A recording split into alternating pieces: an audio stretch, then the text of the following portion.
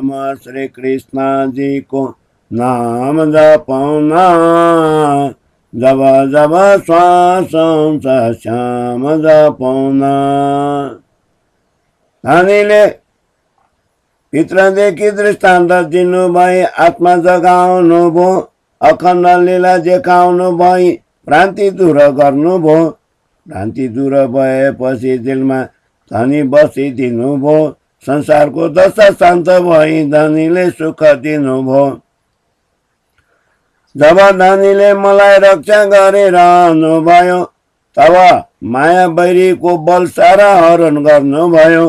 बिग्रिएको काम सबै सुध्रिँदै आउन थाल्यो, मनले चिताएको काम सम्पूर्ण सिद्ध भयो।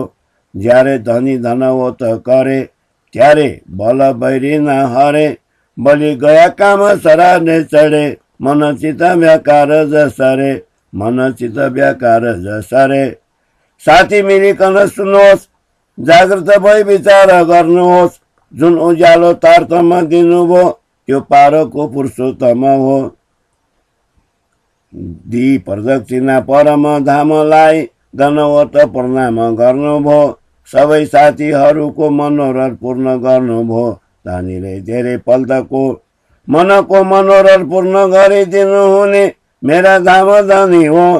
मेरा धनी प्रति आत्मसमर्पण गर्छु, इन्द्रावतीले भन्नुभयो। मेरा धनी प्रति आत्मसमर्पण गर्छु, इन्द्रावतीले भन्नुभयो। चौपाई 84 प्रकरण 1 चौपाई 84।